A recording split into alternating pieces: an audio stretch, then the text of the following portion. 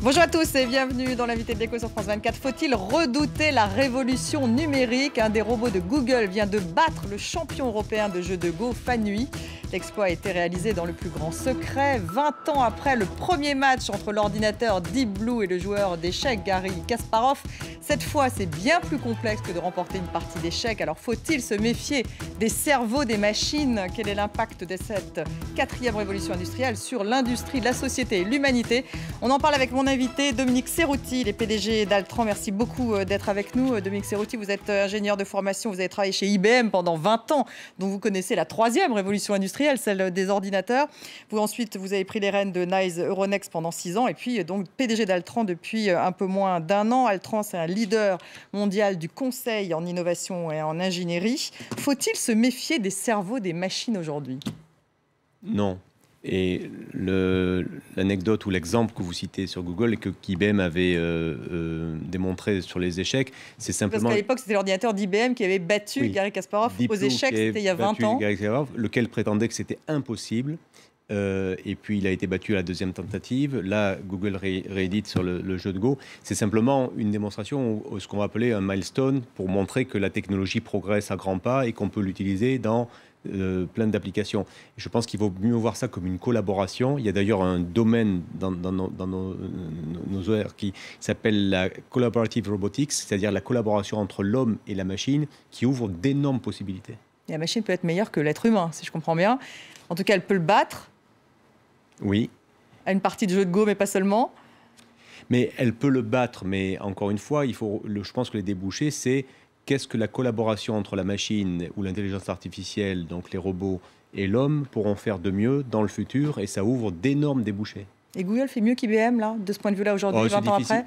Non, c'est difficile à dire, parce qu'en fait... Dans cette course non, je ne pense pas, c'est que... je ne vais pas comparer ni Google ou IBM, mais c'est des entreprises qui investissent énormément d'argent en R&D, c'est notre domaine, donc on en connaît un rayon. Recherche et développement, oui. Voilà, recherche et développement, et qui donc pousse les limites, comme toutes les grandes entreprises, de l'innovation. Alors c'est amusant, parce que le pionnier de l'intelligence artificielle, le mathématicien Marvin Minsky, est mort en fait dimanche dernier, à 88 ans, et c'est lui qui est vraiment le pionnier du laboratoire d'intelligence artificielle aux États-Unis, et il disait déjà ne pas voir de différence entre le processus de pensée humaine et celui des machines. C'est pas dangereux, ça, tout de même? Non, je ne vois pas pourquoi vous le trouvez dangereux. En fait, c'est un peu plus compliqué que ça, parce que le fonctionnement du cerveau humain n'est pas pour l'instant imité. Il y a d'énormes capacités d'ordinateurs de calcul qui sont associés aujourd'hui à l'utilisation de données massives, c'est ce qu'on appelle le big data, qui sont désormais utilisables parce qu'on a mis ce qu'on appelle de l'advanced analytic, donc la réunion des deux, plus le fait qu'on peut connecter n'importe quoi, produit des avancées qui sont phénoménales, mais ça n'imite pas pour autant le cerveau humain. Je répète, il vaut mieux le voir comme une collaboration entre l'homme et la machine. Je vais prendre un exemple. Non, en pleine quatrième révolution industrielle, en tout cas. Là, c'est ce que vous dites. Absolument. Et c'est, je pense, plus qu'une révolution industrielle, on va en parler, je pense, c'est une révolution digitale et sans doute sociétale. On va prendre un exemple qui est d'actualité, c'est regardez ce que Uber a fait. En utilisant la technologie qui était disponible, parce qu'en fait, ils n'ont rien inventé. Ils ont injecté la technologie sur une plateforme collaborative qui est extraordinaire. Uber, c'est donc désormais la plus grande société de taxi du monde. Il ne possède aucune voiture, aucun véhicule, et il crée des centaines de milliers d'emplois ou des millions d'emplois. Ils en détruisent un certain nombre aussi. Voilà. Donc la transition... Et la capitalisation boursière du groupe est extrêmement forte. Absolument, je crois qu'elle égale ou dépasse celle de BMW, pour donner un ordre de grandeur à quelque chose près. Donc on voit les transitions qui sont à la fois fascinantes, porteuses d'opportunités, mais également de dangers. Mais c'est plus la transition, et ce n'est pas un sujet nouveau, ça a toujours été le cas. En revanche, c'est la technologie pervasive et le monde connecté. Qu'est-ce que vous voulez dire par technologie pervasive? C'est-à-dire qui infiltre tout et qui permet quasiment de tout faire, puisqu'on est capable de connecter tous les objets intelligents entre eux, et surtout d'utiliser les données qui sont disponibles, ce qui n'était pas le cas. Big data. C'est vraiment la nouveauté aujourd'hui. Et dans le big data, sans faire trop compliqué, il y a toutes les données que tout le monde comprenait, et c'est le big data, c'est comme ça que le big data est né. Et on a, nous, c'est notre spécialité chez Altran, une expertise dans ce qu'on appelle le machine-driven big data. C'est les données générées par les machines et non pas par les humains qu'on est en train d'exploiter pour nos clients, avec des techniques extrêmement poussées de data analytics et des petits génies qui utilisent ces machines, où vous avez besoin de scientifiques de très haut niveau et d'une expertise du domaine de nos clients pour pouvoir leur amener l'utilisation de ces données. En tout cas, ça va bouleverser effectivement le secteur industriel. Vous allez nous en reparler. Alors, Altran, c'est le leader mondial du conseil en innovation, 1,7 million de chiffre d'affaires en 2014, je ne me trompe pas, 25 000 salariés en 2015, présents dans une vingtaine de pays. Vous avez publié vos résultats financiers ce jeudi. Le groupe est en croissance 10,4% au quatrième trimestre 2015.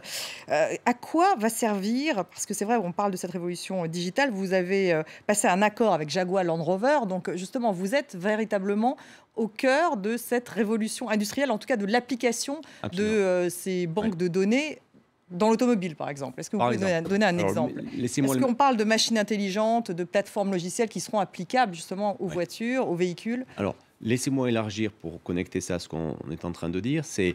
Je simplifie bien entendu, prenez ce que l'industrie automobile est en train d'essayer d'affronter comme challenge, porteur d'énormes opportunités et par moments de menaces. En simplifiant, on dit la chose suivante dans le secteur automobile, c'est dans les années à venir, les automobiles conduiront toutes seules. C'est déjà la Google Car. C'est déjà le cas. La Google Car a conduit 1,2 million de miles sans aucun accident. Il y a eu un incident. Ils se sont fait arrêter une fois parce qu'ils conduisaient trop lentement, mais toute seule. Daimler a mis un camion pendant 300 km sur les autoroutes allemandes sans incident. Donc ça, c'est l'avenir. Alors attendez, ça c'est une première tendance. C'est autonomous driving. Deuxièmement, les voitures émettront 0 CO2. Pas 1, pas 2, 0. Troisièmement, vous ne mourrez plus jamais dans une voiture. L'idée simple. La voiture plus intelligente que l'être humain. La voiture zéro risque. Et regardez ce que je suis en train de dire, c'est l'idée de mourir dans une voiture sera totalement absconde dans quelques années. On en est loin. Et le dernier point. Combien d'années, Volvo dit que c'est dans 10 ans et ils vont le faire. Et le dernier point, c'est que les voitures seront aussi connectées qu'un iPhone. Et il y a des gens qui considèrent que les voitures seront des espèces d'iPhone connectés et qu'à l'intérieur, on aura tout ce qu'il faut pour faire rouler une voiture. Quand vous prenez ces 4 challenges, et je réponds à votre question, vous imaginez ce que les constructeurs automobiles actuels, plus les nouveaux entrants comme Google, Apple, etc., sont en train de faire et d'injecter comme recherche et développement et innovation pour être les premiers à faire ça. Et le métier d'Altran, c'est de participer à tout ça. Vous citiez le cas de Jaguar Land Rover. On a un partenariat qui est de la co-innovation avec eux. On est dans le dernier domaine de ce que je mentionnais, mais on travaille dans les 4 autres domaines, qui est de créer une architecture électronique pour que les voitures soient connectées à ce qu'elles doivent être. Donc ça, c'est le marché de demain. Donc Absolument. Vous dites 10 ans. Voilà. Et vous vous propulsez dans un marché dans 10 ans. On est déjà actif dans tous les domaines, parce que là, je vous parle du secteur automobile. On fait la même chose pour nos clients dans l'aéronautique, dans ce qu'on appelle le life science et dans tous les domaines de medical device. Avec General Electric, vous avez également passé un partenariat sur le big data. Justement, vous mutualisez vos compétences. Exactement ça. Oui. Donc là, c'est General Electric et nous qui unissons nos forces. C'est exactement le domaine qu'on évoquait. C'est ce qu'on appelle le machine-driven big data. Et donc, il faut des plateformes extrêmement bien architecturées et opérationnalisées. Pour pouvoir faire ça, on a décidé de le faire ensemble en Europe. Alors, attention aux hackers, j'imagine. Bien sûr, vous avez tout à fait raison. Un des sujets de ce monde ultra connecté, c'est la cybersécurité ou la cybercriminalité dans le domaine qu'on appelle Industry 4.0, c'est-à-dire la révolution digitale appliquée au secteur manufacturier. Un des grands risques ou un des freins, c'est justement la cybersécurité et les dommages qui pourraient être créés. Si on donc vous y travaillez aussi, ça fait bien partie, sûr, donc on a une practice qui est extrêmement armée, qui travaille spécifiquement sur ces sujets-là. Alors ce qui est intéressant, c'est de voir finalement que cette révolution industrielle, elle est aux États-Unis, en Chine, et puis vous faites beaucoup d'outsourcing, comme on dit, c'est-à-dire que vous externalisez en Inde. Alors pourquoi en Inde? Il y a de meilleurs cerveaux en Inde qu'en Europe? Alors, on va parler de ça directement. C'est pas qu'il y a des meilleurs cerveaux, c'est que statistiquement, on a besoin des Indiens comme des Français, comme des Américains. Ils sont plus d'1 milliard, vous le savez, 1,3 milliard. Je vais le faire court pour illustrer mon propos. Il y a en Inde plus de génies. Si on dit qu'un génie, c'est quelqu'un qui a un quotient intellectuel supérieur à 130, rien qu'à cause des statistiques, que d'être vivant en Europe. Voilà. Et donc, du coup, et deuxièmement, ils sont extrêmement bien formés par les meilleures universités de la planète. Et troisièmement, ils ont un coût du travail qui est extrêmement attractif. Du coup, le réservoir d'ingénieurs indiens, ils produisent chaque année 1,5 million d'ingénieurs extrêmement talentueux. Donc, un groupe comme nous, global, on ne peut pas dire à nos clients, vous savez quoi, on va bosser qu'avec des ingénieurs américains ou français.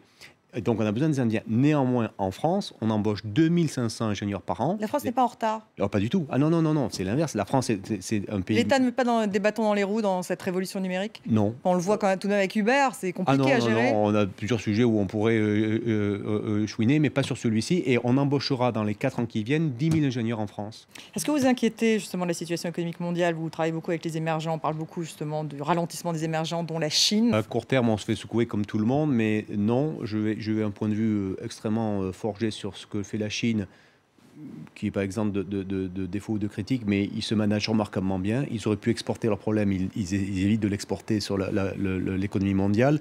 Les banques centrales sont en l'œuvre, donc je pense et j'espère qu'on passera les difficultés de début d'année. Je ne vois pas ça comme une crise. Surtout que vous mondialisez, hein, d'après votre dernier à très court terme, rapport. L'incident des marchés qui a eu lieu en début d'année, je pense qu'on le traversera. Et on a des banques centrales extrêmement matures et efficaces. Et à côté de ça, si on passe cette crise qui, je pense, est temporaire, on a un moteur, je reviens à ce que je disais, dans le domaine de la R&D, mais ce n'est pas uniquement parce que c'est mon industrie, c'est parce que c'est ce qui tire la croissance et l'innovation de la planète. Je reviens à ce Alors certains disent, hein, comme Robert Gordon, que justement ça ne tire pas la croissance, que ça ne va pas créer de croissance, que ça n'est pas une révolution équivalente à celle de l'électricité ou de la vapeur. Vous ne le croyez? Non, c'est un très grand économiste américain qui dit ça. Robert Gordon. Dans quelques années, on n'a pas le temps aujourd'hui. Je pourrais aller industrie par industrie et vous montrer. J'ai pris les exemples de l'automobile. Je peux aller dans le life science, dans le medical device, etc., etc. Les challenges auxquels la planète est en train de se confronter sont fascinants et vont pousser les limites de ce qu'on a fait. Donc, il y a un deuxième sujet, c'est que si vous prenez les révolutions qui ont lieu, et on en citait 4, mais il y a eu la roue avant, il y a eu l'invention de l'imprimerie qui a disséminé le savoir, qui a fait une révolution il y a des siècles et des siècles et des siècles, ça se disséminait plus lentement parce que la planète n'est pas connectée. Ce qui se passe actuellement... C'est une accélération. Elle ne vous fait pas peur, cette accélération? Pas du tout. Vous ne vous voyez pas la nuit en vous disant je vais perdre pied? Pas du tout. Non. Au contraire, je trouve ça fascinant et je trouve que la planète se manage plutôt bien pour factoriser cette innovation. Ça laisse quand même des challenges de transition. On citait le cas Uber par rapport à l'industrie des taxis, mais on l'a dans tous les domaines. Donc il faut gérer cette transition. La transition est douloureuse et c'est avec beaucoup de respect que je dis ça parce que les gens qui ne sont pas du bon côté de l'équation souffrent. Donc il faut les aider. Mais la transition pour la planète est fabuleuse. Merci Dominique Serrotti. Merci à vous de nous avoir suivis. Restez avec nous sur France 24.